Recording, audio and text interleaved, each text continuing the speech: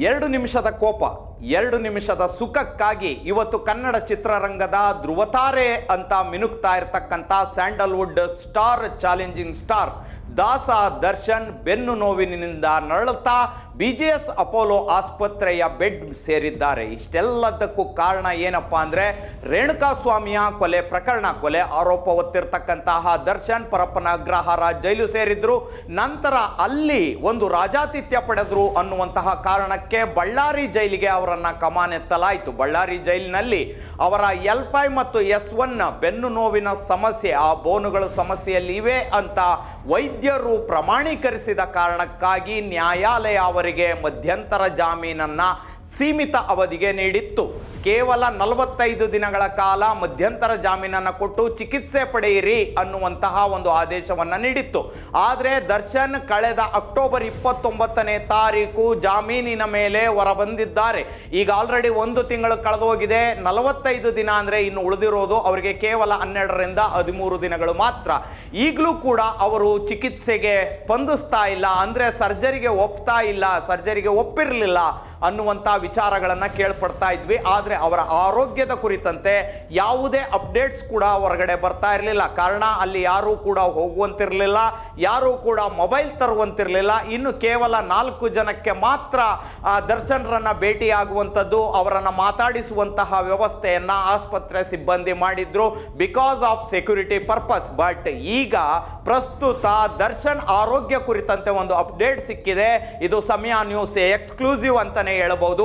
ಸರ್ಜರಿಗೆ ಒಪ್ಪಿಕೊಂಡಿದ್ದಾರೆ ದರ್ಶನ್. ಇಷ್ಟು ದಿನ ಅವರು ಸರ್ಜರಿಗೆ ಒಪ್ಪಿರಲಿಲ್ಲ ಅಂತ ಹೇಳಲಾಗ್ತಾ ಇದೆ.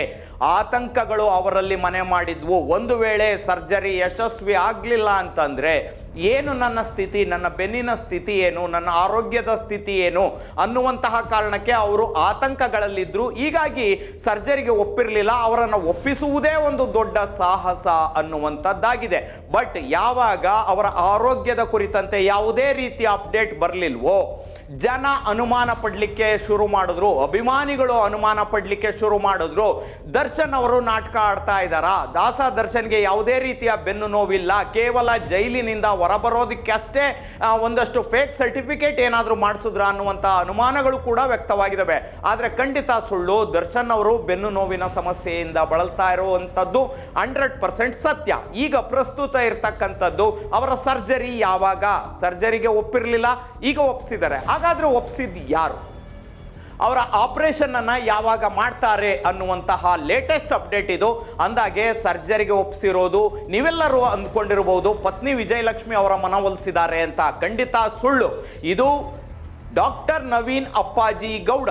ಡಾಕ್ಟರ್ ನವೀನ್ ಅಪ್ಪಾಜಿ ಗೌಡ ಏನು ಬೆನ್ನು ನೋವಿನ ಶಸ್ತ್ರ ಚಿಕಿತ್ಸಕರಿದ್ದಾರೆ, ಅವರು ಬೋನ್ ಡಾಕ್ಟರ್, ಬೋನ್ ಆರ್ಥೋಪೆಡಿಕ್ ಸರ್ಜನ್ ಇದ್ದಾರೆ. ಅವರು ಈ ಚಿಕಿತ್ಸೆಗೆ ಆತಂಕಗಳನ್ನು ದೂರ ಮಾಡಿ ದರ್ಶನ್ ಅವ್ರಿಗೆ, ದರ್ಶನ್ ಅವರೇ ಯಾವುದೇ ಕಾರಣಕ್ಕೂ ಏನೂ ತೊಂದರೆ ಆಗೋದಿಲ್ಲ, ನೀವು ಆತಂಕಗಳನ್ನು ದೂರ ಮಾಡಿ ಆಪರೇಷನ್ಗೆ ನೀವು ರೆಡಿಯಾಗಿ ಅಂತ ಅವರನ್ನು ಮನದಲ್ಲಿದ್ದಂತಹ ಆತಂಕವನ್ನು ದೂರ ಮಾಡಿದ್ದಾರೆ. ಡಾಕ್ಟರ್ ನವೀನ್ ಅಪ್ಪಾಜಿ ಗೌಡ ಅವರ ಮಾತನ್ನು ಕೇಳಿ ಈಗ ದರ್ಶನ್ ಅವರು ಸರ್ಜರಿಗೆ ರೆಡಿಯಾಗಿರುವಂಥದ್ದು. ಹಾಗೆಯೇ ಒಂದು ವೇಳೆ ಸರ್ಜರಿ ಆದರೆ ಇನ್ನು ಉಳಿದಿರ್ತಕ್ಕಂಥದ್ದು 12 ದಿನ.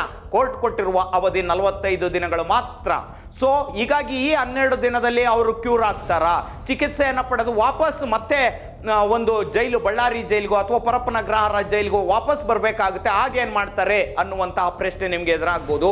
ಕಾನೂನಿನಲ್ಲಿ ವೈದ್ಯರು ಕೊಡುವಂತಹ ಸರ್ಟಿಫಿಕೇಟ್ ಇವರಿಗೆ ಇನ್ನೂ ಕೂಡ ಹೆಚ್ಚಿನ ರೆಸ್ಟ್ ಬೇಕಾಗಿದೆ. ಈಗ ತಾನೇ ಶಸ್ತ್ರಚಿಕಿತ್ಸೆಗೆ ಒಳಗಾಗಿದ್ದಾರೆ. ಸೊ ಹೀಗಾಗಿ ಅವರಿಗೆ ರೆಸ್ಟ್ ಬೇಕಾಗಿದೆ ಅನ್ನುವಂಥದ್ದು ಒಂದು ಸರ್ಟಿಫೈಡ್ ಕಾಪಿಯನ್ನು ಕೊಟ್ಟರೆ ಮಧ್ಯಂತರ ಏನು ಅವಧಿ ಇದೆ, ಜಾಮೀನಿನ ಅವಧಿ ಇದೆ, ಅದನ್ನು ಕಂಟಿನ್ಯೂ ಮಾಡುವಂಥದ್ದು ಒಂದಷ್ಟು ದಿನಗಳ ಕಾಲ ಹೆಚ್ಚಿಗೆ ಕೊಡುವಂತಹ ಸಾಧ್ಯತೆ ಇದೆ. ಸೊ ಹೀಗಾಗಿ ಒಂದು ಕಡೆ ವಿಜಯಲಕ್ಷ್ಮಿ ಅವರು ದೇವ್ರಿಗೂ ಕೂಡ ಅರ್ಕೆಯನ್ನು ಹೊತ್ಕೊಂಡಿದ್ದಾರೆ.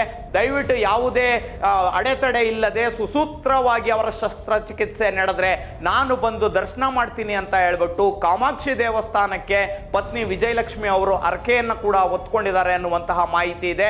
ಸೊ ಈಗ ಪ್ರಸ್ತುತ ದರ್ಶನ್ ಅವರು ಆಪರೇಷನ್ಗೆ ರೆಡಿ ಆಗಿದ್ದಾರೆ.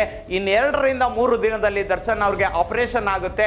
ಖಂಡಿತವಾಗಲೂ ಅವರು ಗುಣಮುಖರಾಗ್ತಾರೆ. ಎಲ್ಲ ಅಭಿಮಾನಿಗಳ ಆಶೀರ್ವಾದ ಅವರ ಮೇಲಿದೆ. ಹಾಗೆಯೇ ಒಂದು ವೇಳೆ ಏನು ನಾನು ಪ್ರಾರಂಭದಲ್ಲೇ ಹೇಳಿದೆ ನಿಮಗೆ 2 ನಿಮಿಷದ ಸುಖ 2 ನಿಮಿಷದ ಕೋಪ ಅಂತ, ಒಂದು ಈ ಘಟನೆ ನಡೆಯೋದಕ್ಕೆ ಈ ಎರಡೂ ಕೂಡ ಪ್ರಮುಖವಾದಂತಹ ಕಾರಣ. ಹಾಗೆಯೇ ದರ್ಶನ್ ಅವರಿಗೆ ವೆರಿ ಇಂಪಾರ್ಟೆಂಟ್ ಆ 2 ನಿಮಿಷದ ತಾಳ್ಮೆಯನ್ನು ಅವರು ವಹಿಸಿದ್ರೆ ಇವತ್ತು ಈ ಸ್ಥಿತಿ ಬರ್ತಾ ಇರಲಿಲ್ಲ ಅನ್ನುವಂತಹ ಮಾಹಿತಿಯನ್ನು ನಾನು ನಿಮಗೆ ಹೇಳ್ತಾ ಇರುವಂಥದ್ದು. ಓಕೆ ಸ್ನೇಹಿತರೆ, ಈ ಸ್ಟೋರಿ ನಿಮಗೆ ಇಷ್ಟವಾಗಿದೆ ಅಂತ ಭಾವಿಸಿದ್ದೀನಿ. ದಯವಿಟ್ಟು ಸಮಯ ನ್ಯೂಸ್ಗೆ ಲೈಕ್ ಮಾಡಿ, ಶೇರ್ ಮಾಡಿ, ಸಬ್ಸ್ಕ್ರೈಬ್ ಮಾಡಿ. ದರ್ಶನ್ ಅಪ್ಡೇಟ್ಸ್ಗಾಗಿ ವಾಚ್ ಮಾಡ್ತಾ ಇರಿ.